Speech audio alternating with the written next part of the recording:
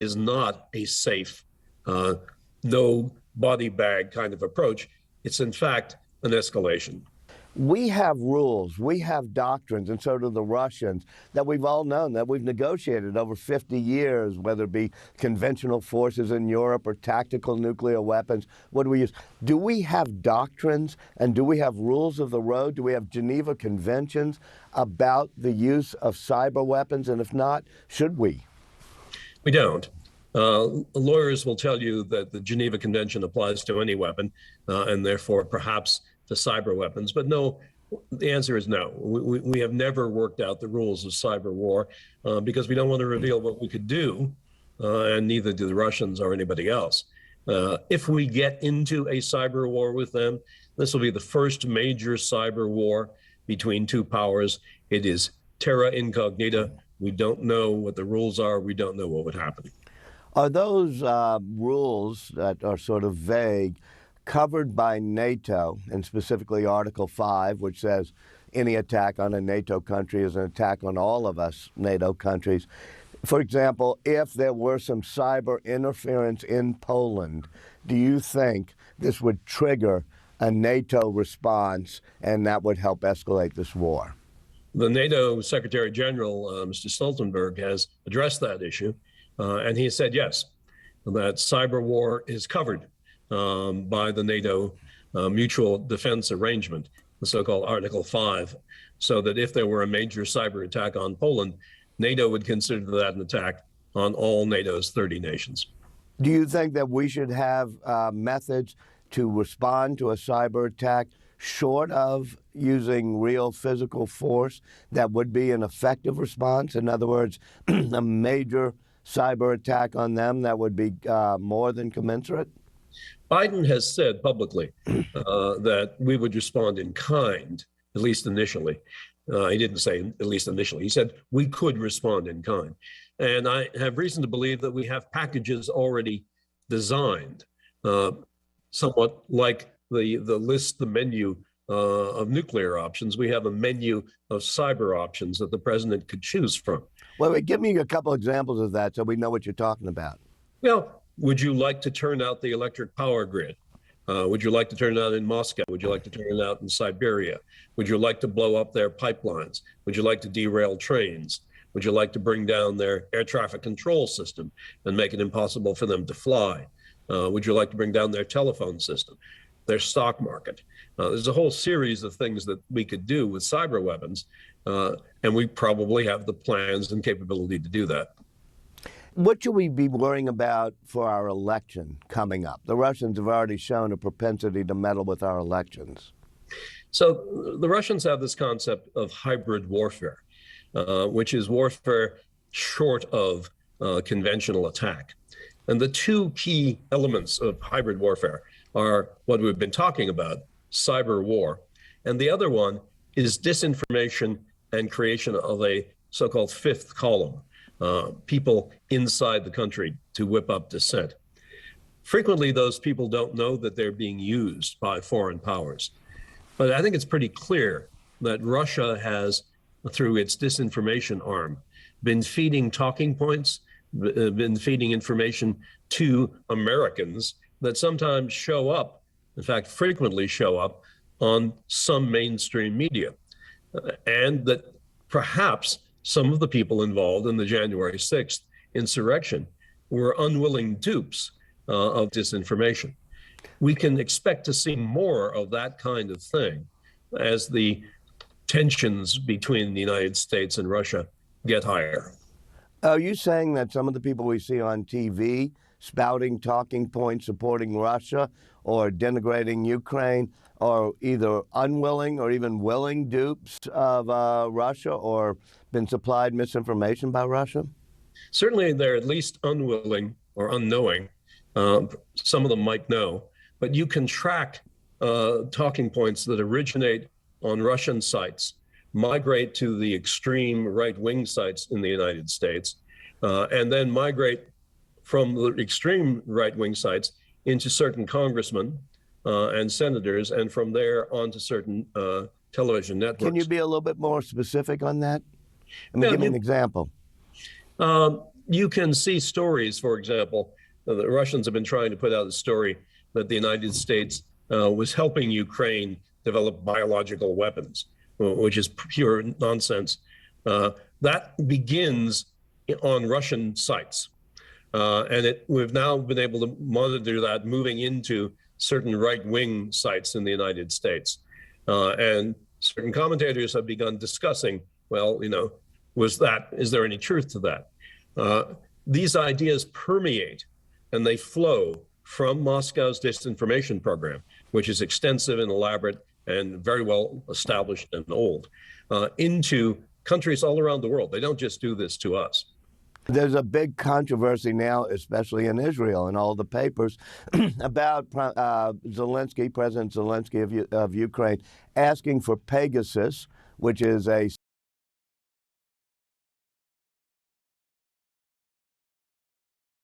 and the Israelis saying, no, we're not going to sell it to you.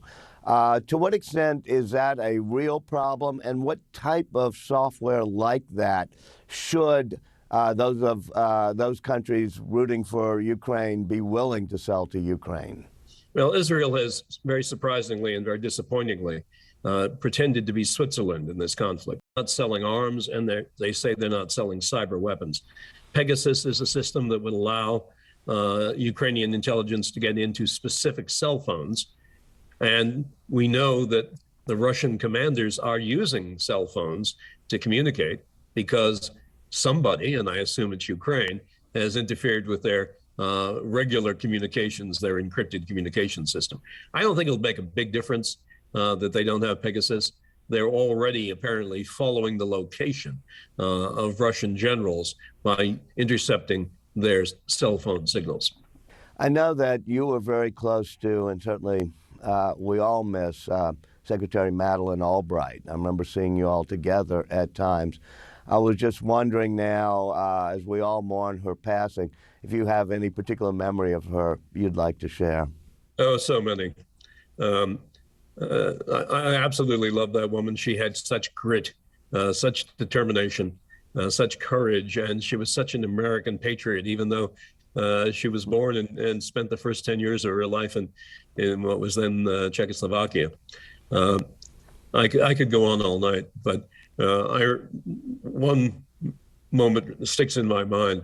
We were sitting in her office at the UN when she was the UN ambassador, and we were complaining about Secretary General Boutros-Ghali and how ineffective he was and how, and frankly, anti-American he was. And somebody said, I think it may have been Jamie Rubin, said, well, he has to be reelected this year for his second term. And Madeleine looked at me and I looked at her, and there was a twinkle in her eye, and she said, are you thinking what I'm thinking? And I said, it's going to be hard to deliver the president. It's going to be hard to deliver the Washington to, we may be the only one that opposes him. And she looked at me and she said, but we have a veto. All right. Thank you so much, Richard Clark, for joining us this evening. Thank you, Walter. Many great memories about Madeleine Albright, and I'll have a final note at the end of the program. But first, in all this focus on Ukraine, we cannot forget about Afghanistan. The Taliban have reneged on their vow to allow girls to attend high school, despite repeatedly making that promise since taking power last August. The UN Secretary General described the decision as deeply damaging for Afghanistan. Here's correspondent Paula Newton with that story. For the first time in more than 7 months, Afghan schools reopened Wednesday for a much-anticipated return. But it was a day that ended in heartbreak, tears, and anger for many.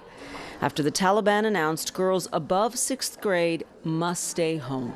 That decision came just hours after schools had reopened, many eager female students arriving back only to find they wouldn't be let inside. Why are they playing with our future? We have rights. We are humans from this country. We want to be free. We just want to continue our education. Is it a sin that we are girls? A Taliban news agency said the delay is so uniforms can be designed according to Sharia and Afghan customs. But the decision is viewed by many as an excuse, as condemnation rings out across the globe. This is a betrayal of public commitments that the Taliban leadership made to the Afghan people and to the international community. In a tweet, Nobel laureate Malala Yousafzai says, "I had one hope for today, that Afghan girls walking to school would not be sent back home." But the Taliban did not keep their promise. They will keep finding excuses to stop girls from learning because they are afraid of educated girls and empowered women.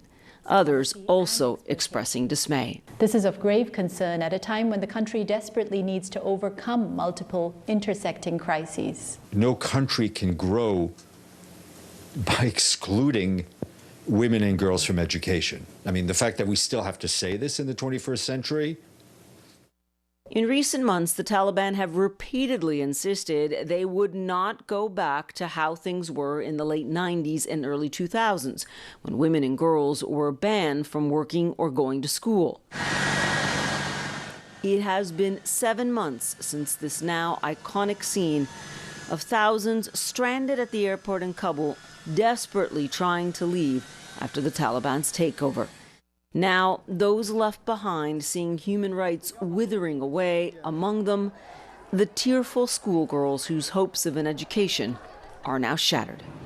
Paula Newton, CNN. And finally tonight, of course, empowering young girls all over the world was one of Madeleine Albright's legacies as UN ambassador, as Secretary of State. But she also had this amazing, legendary pin diplomacy. She could wield a brooch as an olive branch or a warning. Here's what she told me a few years ago about Russia planting a spy near her office at the State Department. You discovered you were spied upon when you were Secretary of State? What they found was that a room on the 7th floor of the State Department near the office of the Secretary of State was being bugged by Russians. There was a Russian man sitting outside actually listening to us. Sitting outside where? Outside the State Department somewhere. They found him. Then we did what you normally do when you find something like you do a démarche and tell Moscow you shouldn't do this. But I think you know that I have my pin diplomacy. So the next time I met with the Russians, I wore a very large bug pin, and they knew exactly what I was saying. And did it stop? Presumably. It's probably safe to say Moscow did get that message loud and clear. And coming up tomorrow, the president of the European Central Bank, Christine Lagarde, joins me. We'll discuss the route out of the economic pain which is being caused by Putin's war on top of all that COVID pain. Plus, my conversation with Penelope Cruz, who's up for a Best Actress Oscar at this weekend's ceremony. That's it for now, though. Thank you for watching, and goodbye from Brussels.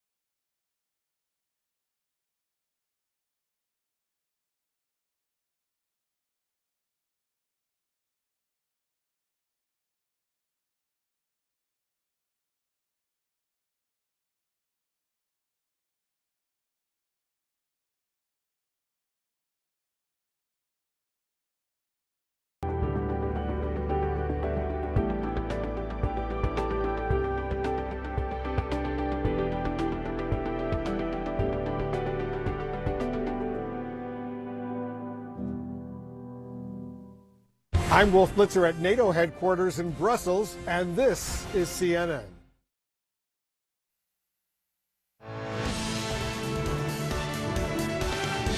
This is CNN Breaking News. Top of a brand new hour on CNN Newsroom. I'm Victor Blackwell in New York.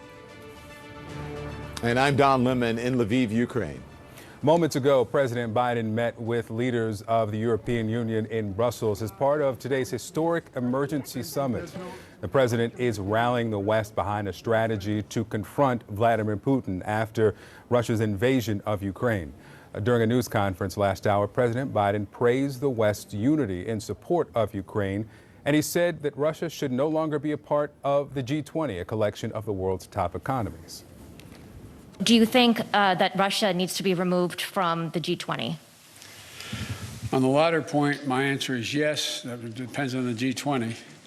That was raised today, and I raised the possibility if that can't be done, if Indonesia and others do not agree, then we should, in my view, ask to have both Ukraine be able to attend the meetings. Exactly a month after the Russian invasion began, President Biden is now convening with the leaders of all 30 NATO nations, the leading council of the European Union, and the G7 today. And he will be meeting with refugees in Poland tomorrow. At least he hinted at that. And Victor, in conjunction with this trip, the U.S. unveiled its latest actions in response to the Russian invasion, including this, a plan for the U.S. to accept as many as 100,000 refugees, a pledge of another